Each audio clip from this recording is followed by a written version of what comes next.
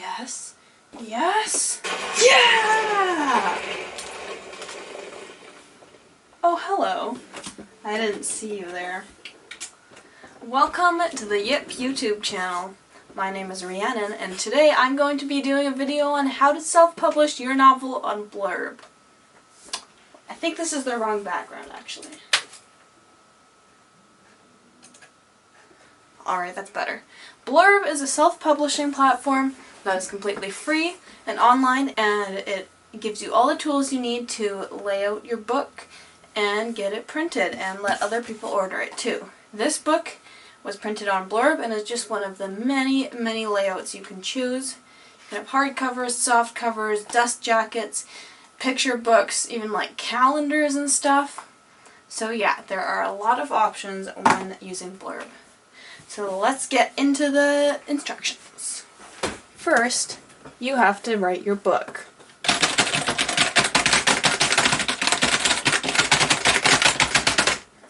Now that you have your story, it is time to move on to the layout.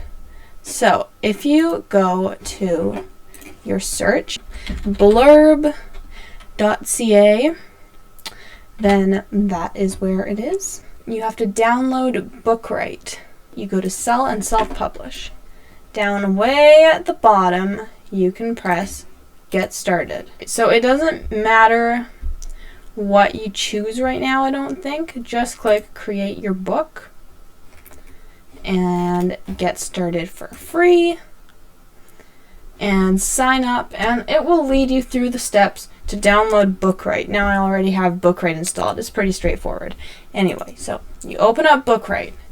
When you open it, it will give you the option to start a new book. So you click Create.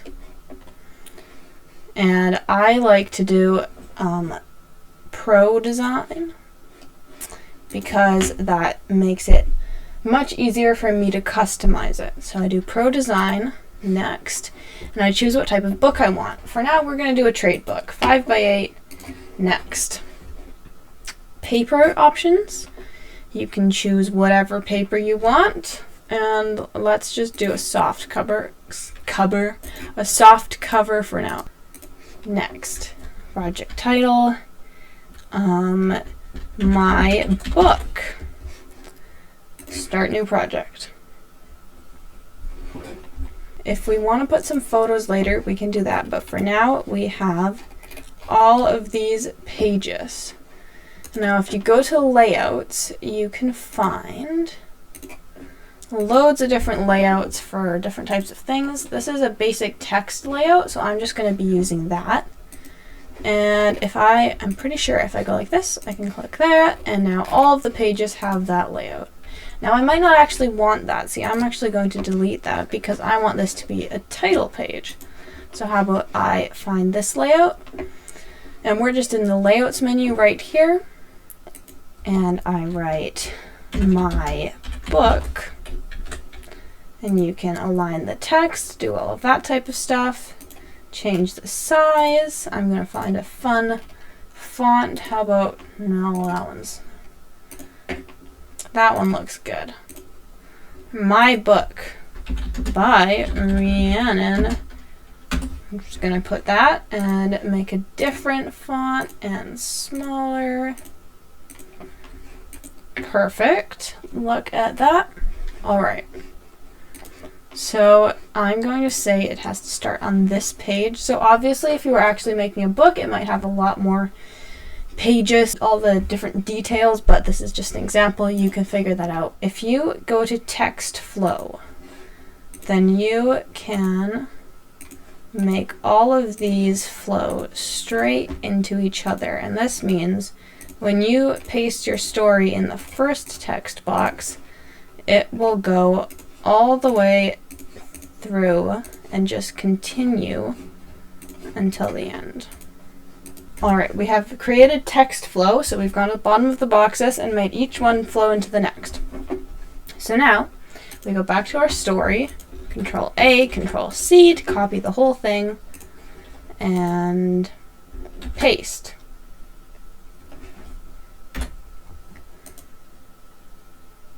There we go, look. So that story did not take up the whole book. It will have a minimum pages. So for trade books, I think the minimum is 24 pages. And that's totally fine. We will just find some great images to fill up the rest. I also want to make a title here. So how about I just add something. This. My book. I'm just going to make sure everyone knows that this is called my book. Alright. So, if you're ever looking at it and you're like, I don't really know what this looks like, I can't tell if it looks good because of all these margins, like the purple areas, which are the safe zones for printing. You should keep safe things out of here to be safe. And these orange things, what does this say? It says, font is not licensed for use in ebooks. All of those details that you just want to see it without that. You press preview. Here you can preview your whole book without that. Novels are usually formatted with align justify, which is the fourth option here. And it just means that it kind of makes it all fit better. And I also just realized another thing, which is that all the tabs at the beginning of my paragraphs are gone. So I will fix that and get back to you. Okay, I have updated it. It should be better now. As I said, I want to add pictures. So, add page after page 3, because it's difficult to shift all of those texts along. But if I add a page here, there we go, now we have a page. So I'm going to make every second page for pictures. All right, now I can delete all of these pages. Delete pages. Perfect. Now I'm just going to do a very quick kind of tutorial on how to add some photos. Let's see. So there are a lot of different layouts here, but I want to show you something different than the layouts this time. Over here, just a minute, I want a blank page. There we go. Over here, you can choose a lot of different things. So you can draw shapes like that, and when you click on it, you can choose the style, all the different things. See, I can fill it with different things, choose different border colors, make the border really wide, do whatever I want. I can rotate it, make it a circle. So that's shapes you can make. You can also add your own text boxes. So say I wanted to put a little title here, I can be like, book does not resemble my life. That's a good disclaimer. So now I have that sitting there, and I can just kind of go like this. And these things are here because apparently the font I'm using is not allowed to be in ebooks or something. So I'm just going to change the font. Oh, wait. There we go. And now there I have my text. I can move it around, do whatever I want with it. And then also with the same thing up here, you can choose image and make a space for an image.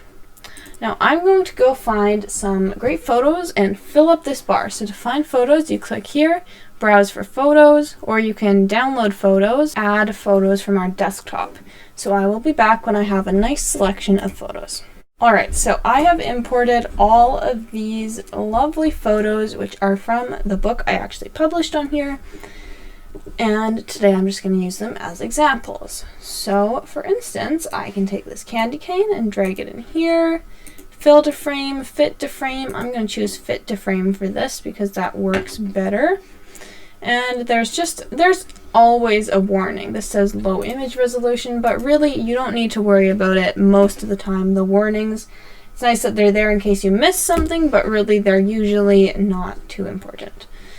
So I've put an image there. I'm going to put another one here. How about this dog? You know what? I'm going to rotate the dog. And then fit to frame, but actually, whoops, my frame is wrong now. Alright, and now we go fit to frame. you preview, you can see how it looks. So I am not going to add an image to every single page, but if I were, that is what I would do. I would just continue doing that. So you can see it's quite simple. Another thing you can do, if you would like, is set a background color for your book. Select all the pages and choose a background color. There we go. Now we have a different background color. Now how about page numbers? If you want page numbers, you can click this little icon here and it will give you the options. I'm going to make some nice big page numbers actually. Size 20 and in a nice font. What's Arvo? We'll just stick with Jockey 1. And we could actually put it here or up here in the center. I think I might want it down in the middle there. Yeah, that looks good. All right, I think that's, there we go. Look at those page numbers. All right, so when you have finished the inside of your book, I think I've given you like all the tools you actually need to do that. So once you have finished that, you can go to covers, or you can do covers first. That's up to you. So for your cover, I don't know what you want, but it's exactly the same as the inside of the book. They're all the same tools. I'm going to go ahead and put an image. How about this assortment of things? You do not actually have to do all of these. You just do whichever ones you want. If you're only ever going to get a soft cover, just do the soft cover. And if you think people might want to order a hardcover, you should get one of those prepared. And same with ebook. So I've got the soft cover all ready. I'm going to just make a little title and it's going to say my book as usual. And it's going to be in this font as usual. Just like that. And then I'm going to rotate it actually because I want it like that. There we go, my book. And we can preview the cover. I think that looks pretty good. Before you publish, it's always a good idea to preview the entire book. So I go ahead and click preview. I can make it bigger so it's maximum size. And I'm just going to go through the book.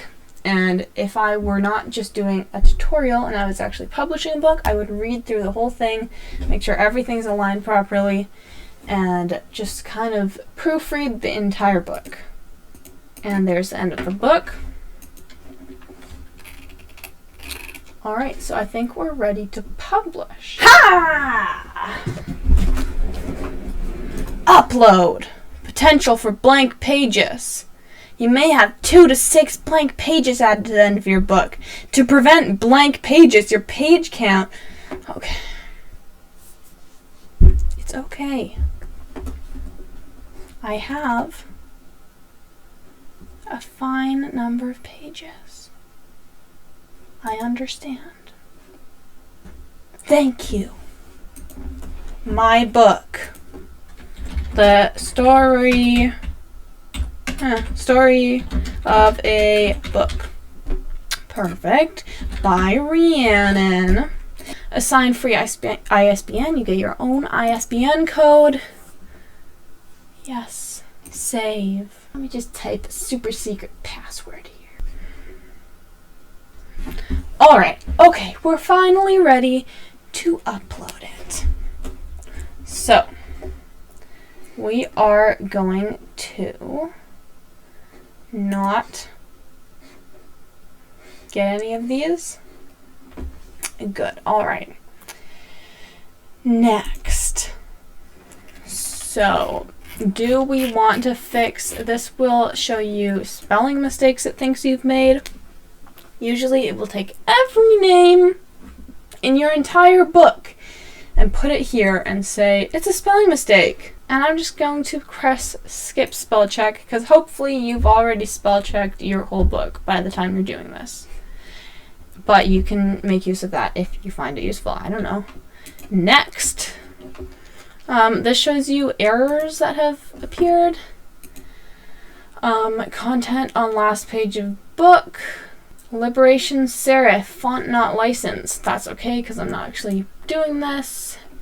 Image off printable area. So it will say this, and if you don't care that the whole image is included, that's totally fine. But so all of these are warnings for you. It's not a problem for them to print the book. Like if it says image off printable area, that just means the part that you can't see in this preview is not gonna get printed. And I think that's fine. Low image resolution. That also is fine. If you look at it in the preview at the right size and it looks fine, don't worry about it. Yeah, so those are all about the images. So I can press ignore all, next. So now it gives you one last chance to review your book. This is the cover. And yeah, next. And this is all the pages. Next. And then it uploads. It did something. Now you have your book uploaded. That took all of less than half an hour. So as you can see, it's pretty quick. I mean, I wasn't doing everything you would do, but it doesn't take too long. All right, the story of a book. So I don't want to order my book because I don't want to spend money right now. But I'm going to press set up to sell. So it will take you to this page where it shows you your book. You can enter in all the details. Book description. Oh look, all the author names, Rhiannon. But book description is probably important because people will want to know something about your book before they buy it. So how about, yoo-hoo, I'm a book. Language, let's just say it's in Bulgarian. Primary category, Australia, sure. Additional categories, baby. I wanted Belgium too, I saw that there. Okay, baby in Belgium. Author website, you can put your website. Keywords, yeah, so you can put those. Save and continue. Author name must be less than 30 characters. Fine. Put one of my names.